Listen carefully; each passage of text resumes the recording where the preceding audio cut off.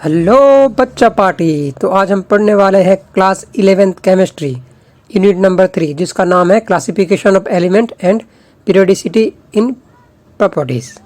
तो हालांकि पिछले जो वीडियो था वो मैंने अपनी लोकल लैंग्वेज बनाई थी ताकि मेरे कोचिंग सेंटर में जो बच्चे पढ़ते हैं उनके काम आए। अब ये जो वीडियो बनने वाली है वो हिंदी में बनने वाली है। तो चलिए शुरू करते हैं। तो हम पढ़ने वाले हैं आज डोबरिन की टेबल्स या फिर डोबरिन की पीरियोडिक टेबल्स। डोबरिन जो आपको राइट साइड में दिखाई दे रहा है, कोट शूट पहन के जो जनाब खड़े हैं उनके नाम है डोबरिन। वैसे तो डोबरिन जर्मन के केमिस्ट थे।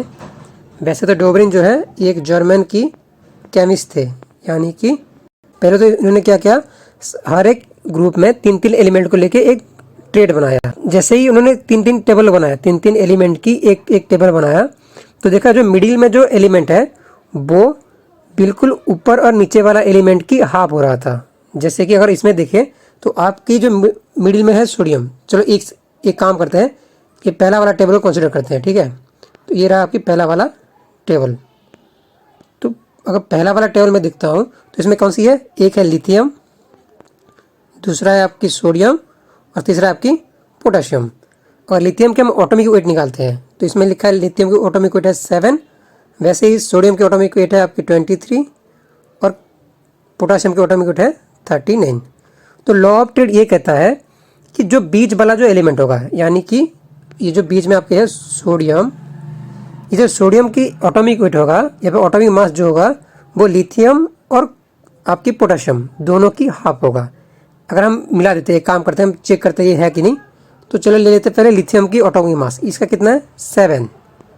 और साइड में आपके ले जाते हैं पोटाशियम की एटॉमिक मास, इसका एटॉमिक वेट कितना है 39। अगर इन दोनों को मिला तो मेरा हो जाता है कितना 46। और 46 के आधा ये कहता है कि जो एटॉमिक मास होगा बीच का जो एलिमेंट का वो उन दोनों का हाफ होगा, यानी कि 46 का हाफ। 46 का हाफ हम कर लेते हैं तो ये हो जाता है आपकी 23। यानी कि जो वो कहा था डोबरिन ने कहा था, उनका जो लॉ था ये बोलता था कि बीच वाला जो एलिमेंट होंगे एक ट्रेड्स में, जो बीच वाला जो एलिमेंट होगा वो ऊपर वाला और नीचे वाला दोनों के एलिमेंट की हाफ एटॉमिक मास शो कर रहा होगा। तो जैसे कि इस एग्जांपल में आपकी सोडियम जो है वो लिथियम और पोटाशियम इन दोनों की हाफ वाला एटॉमिक मास शो कर रहा है। और क्या कहा था, उन्होंने कहा था कि इनके जो बिहेवियर प्रॉपर्टी जो होगा, यानी कि सोडियम की अगर मैं केमिकल प्रॉपर्टी निकालूं तो सोडियम की केमिकल प्रॉपर्टी जो होगा वो बिल्कुल आधा लिथियम के जैसे होगा और आधा आपकी पोटाशियम के। यानी कि अगर मैं सोडियम की केमिकल प्रॉपर्टी बात कर रहा हूँ, अभी मैं अगर केमिकल प्रॉपर्टी की बात करूँ तो इनकी जो प्रॉपर्टी ना कुछ लिथियम से भी मैच कर रहा होगा और कुछ आपकी पोटाशियम से मैच कर रहा होगा। ये दो लॉ कहा था किसने, डोबरिन ने, जोहन डोबरिन। और इनका ये जो पीरियोडिक टेबल्स है या फिर इनका जो लॉ ऑफ ट्रेड्स, जो पीरियोडिक लॉ आया था वो आया था 1829 में, लॉ ऑफ ट्रेड्स जिसे हम कहते हैं। तो आई होप कि आपको लॉ ऑफ ट्रेड्स बिल्कुल आ गया होगा। लॉ ऑफ ट्रेड्स यही कहता है कि जो बीच वाला एलिमेंट होगा वो ऊपर वाला और नीचे वाला जो एलिमेंट है उनकी हाफ होगा, और उनकी जो प्रॉपर्टी भी होगी, केमिकल प्रॉपर्टी जो होगी वो भी अपनी किसकी तरह होगी, वो भी उन दोनों एलिमेंट की हाफ की तरह ही शो कर रहा होगा। यानी कुछ लिथियम के जैसे भी शो कर रहा था और कुछ पोटाशियम के जैसे भी, कौन, सोडियम। वैसे हम दूसरी टेबल भी ले सकते हैं इसे प्रूव करने के लिए। आप इसका भी लेकर प्रूव कीजिए और इसके भी लेकर प्रूव कीजिए। तो आप डोबरिन की ये ट्रेड लगभग समझ चुके हैं। इतना ही है आपके एनसीईआरटी में। उससे आगे जो होगा नीट में या फिर जेईई में जो पूछ सकता है वो मैं आपको ऑफलाइन क्लास में बताने वाला हूँ। चलिए फिर, अच्छा तो ये डोबरिन की टेबल में प्रॉब्लम क्या था। तो डोबरिन की जो टेबल था ये बस कुछ एलिमेंट तक के लिए सीमित था। ये ऐसा नहीं कि पूरे सारे एलिमेंट को ऐसा ही डिस्क्राइब कर सकता था। तो ये जो 3-3 डिवाइड किए थे वो कुछ एलिमेंट तक की ही सीमित था, उससे आगे ये नहीं बढ़ पाए। तो इसलिए डोबरिन की जो एलिमेंट टेबल था या फिर डोबरिन की जो लॉ ऑफ ट्रेड्स था वो भी कुछ टाइम के बाद फेल हो गया। उसके बाद आता है आपकी लॉ ऑफ ऑक्टेव्स। आज हम पढ़ने वाले हैं जॉन अलेक्जेंडर न्यूलैंड की लॉ ऑफ ऑक्टेव्स। तो ये जो भाई साहब को दिखाई दे रहे हैं चश्मा पहन के, इनका नाम है जॉन अलेक्जेंडर न्यूलैंड। तो जॉन अलेक्जेंडर न्यूलैंड ने क्या किया तो जॉन अलेक्जेंडर न्यूलैंड ने क्या किया, उन्होंने क्या किया, एक 88 एलिमेंट की सीरीज बनाए। जैसे कि हमने पढ़ा था डोब्रिन भाई साहब ने क्या किया था, डोब्रिन ने एक 3-3 नंबर की सीरीज बनाया था ना, 3-3 नंबर को यानी कि 3-3 एलिमेंट को एक ग्रुप में रखे थे। तो उन्होंने थोड़ी आगे बढ़ के क्या किया जॉन अलेक्जेंडर न्यूलैंड ने, ये बात है 1865 की। तो 1865 में आपकी 1865 में क्या हुआ, न्यूलैंड यानी कि अलेक्जेंडर न्यूलैंड ने एक टेबल बनाया जिसमें उन्होंने 8 एलिमेंट को रखा था। एक एक ग्रुप में कितने एलिमेंट था, 8 एलिमेंट। तो ये था उनकी तब की आपकी न्यूलैंड ऑक्टेव वाला टेबल्स। तो कहा कि आने वाले एक एलिमेंट से लेकर 8वें एलिमेंट जो होगा वो एकदम सिमिलर प्रॉपर्टी शो कर रहा है। तो हम चेक कर लेते हैं ये सच में कहना क्या चाहते थे। तो सोचो हम ले लेते हैं लिथियम को 1, चलो ये वाला हम ले लेते हैं, लिथियम जो है वो मेरी पहली एलिमेंट है। तो दूसरी होगी ये रही आपकी दूसरी एलिमेंट, फिर तीसरी, चौथी, 5, 6, 7 और 8 हो गया आपकी सोडियम। तो उन्होंने कहा लिथियम और सोडियम, उसके बाद फिर 8 ले लेते हैं, ठीक है। ये रहा 1, 2, 3, 4, 5, 6, 7 और 8 पे आता है आपकी पोटेशियम। उन्होंने कहा कि ये जो लिथियम है उसके बाद जो 8वें नंबर पे जो आता है आपकी सोडियम, और सोडियम के बाद जो 8वें नंबर पे आता है आपकी कैल्शियम। ये जो है ये तीनों जो है आपकी एक सिमिलर प्रॉपर्टी शो कर रहे हैं, यानी कि ये जो 3 है आपकी, जो 3 एलिमेंट है लिथियम, सोडियम और पोटेशियम, ये बिल्कुल सिमिलर प्रॉपर्टी शो कर रहे हैं ये जो 3 एलिमेंट। तो उन्होंने कहा कि इन्होंने ऐसे, जैसे कि आपने पढ़ा था कहाँ पे, डोब्रिन के टेबल में। उन्होंने कहा क्या कहा था, उन्होंने कहा था कि जो बीच वाला जो एलिमेंट होगा वो दोनों की प्रॉपर्टी शो करेगा हाफ हाफ। लेकिन इन्होंने कहा कि यहाँ पे जैसे कि आपकी सुर होते हैं, सारे गा मा पा तो सुना ही होगा आपने, वैसे ही बीटन में भी एक सुर होता है। तो उन्होंने कहा ये जो सुर के जैसे क्या होता है, ये भी 8वें नंबर के बाद रिपीट होते हैं, यानी कि एक नंबर उसके 8वें नंबर के बाद जब आता है वो क्या होता है, वो रिपीट होता है। जैसे कि लिथियम के प्रॉपर्टी सोडियम में थोड़ी बहुत रिपीट होगी, यानी कि लिथियम कितने बाद आता है, 8, उसके 7वें नंबर यहाँ पे 8वें नंबर जो होता है वो उसकी प्रॉपर्टी को रिपीट करता है। कि जॉन अलेक्जेंडर न्यूलैंड ने जो लॉ कहा था, बोला था कि हर एक एलिमेंट जो इस ग्रुप में 8वीं के बाद फिर से वो अपनी प्रॉपर्टी को सिमिलरिटी शो कर रही है। तो उन्होंने कहा था ये है लॉ ऑफ आपकी ऑक्टेव्स या फिर ऑक्टेव्स। तो आपकी जो अरेंजमेंट दिख रही है, लिथियम, बेरियम, बोरॉन, कार्बन जो भी दिख रहा है, नाइट्रोजन, ऑक्सीजन, तो ये जो है वो ऑटोमिक मास के वाइज डिवाइड हुआ है। जैसे कि इस ऐसे जाओगे तो ऑटोमिक मास आपको इनकी जो है मिलेगा। फिर क्या क्या उन्होंने 70 के बाद फिर ऑटोमिक मास को देखो, अब हो गया 7 एलिमेंट।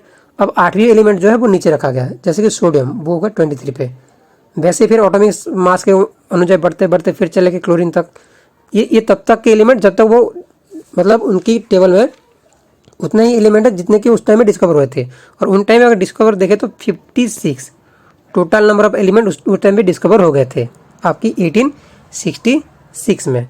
तो उन्होंने इन 56 एलिमेंट को लेके ऐसे कुछ टेबल बनाया था जिसे हम कहते हैं लॉ ऑफ ऑक्टेव। उन्होंने लॉ ऑक्टेव क्या कहता है, एवरी 8 एलिमेंट जो आएगा इस टेबल में वो अपना कुछ सिमिलर प्रॉपर्टी शो करेगा उसके आने वाले और एक 8 एलिमेंट से। तो इनके इन काम के लिए उन्हें तो रॉयल सोसाइटी ने उन्हें एक अवार्ड दिया था जिसका नाम है डेवी मेडल अवार्ड। एक सवाल आता है कभी कभी, तो डेवी मेडल अवार्ड किसे मिला था, जॉन अलेक्जेंडर न्यूलैंड को। किसने दिया था, रॉयल सोसाइटी। कहाँ पे है, न्यूलैंड में। कब मिला था, 1887 में। 1887 में इन्हें मिला था आपकी डेवी अवार्ड।